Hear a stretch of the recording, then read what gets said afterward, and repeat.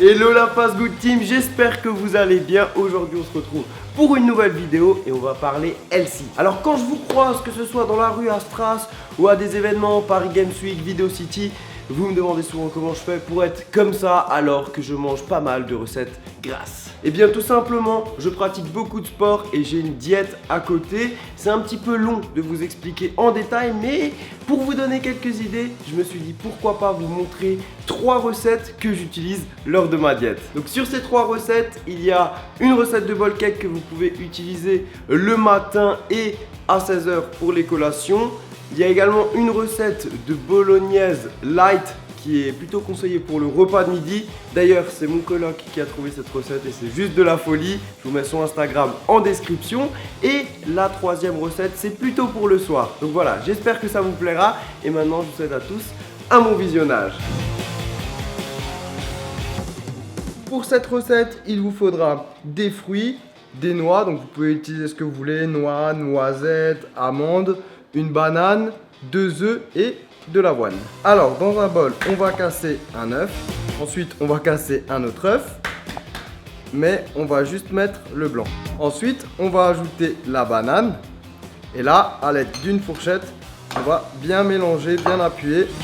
Ensuite, on va ajouter l'avoine. On remélange. À ce moment-là, vous pouvez ajouter de la cannelle, c'est pas mal.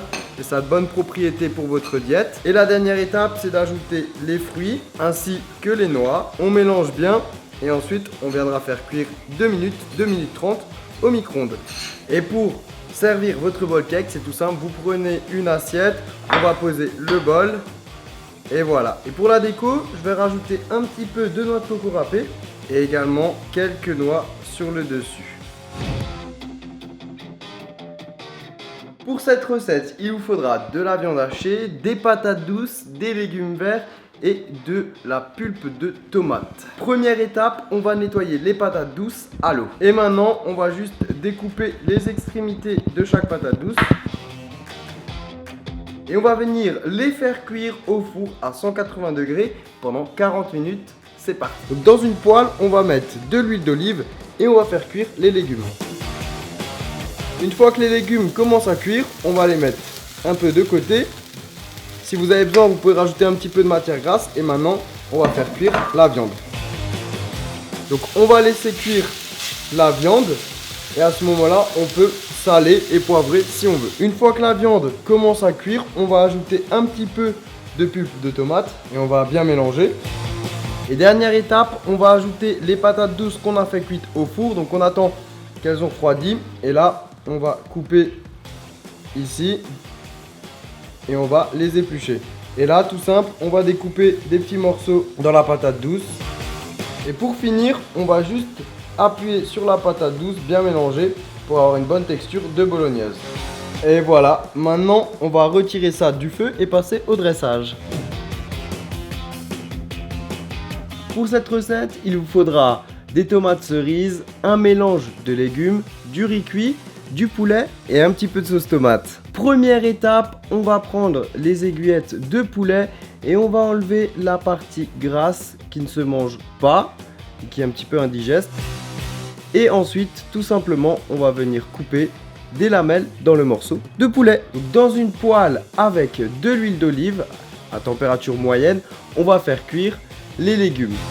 Une fois que les légumes sont en train de cuire, petite astuce, on va couvrir avec une feuille de papier alu et on va laisser cuire pendant 5 minutes. Et regardez le résultat, c'est plutôt sympa. Et maintenant, on va faire cuire le poulet. À ce moment-là, on va saler et poivrer. Et bien sûr, vous pouvez rajouter des épices comme du curry, du paprika et tout ce que vous voulez. Ensuite, on va poser la feuille de papier aluminium et on va laisser cuire. Et une fois que ça cuit pendant 5 minutes, on va mélanger un petit peu.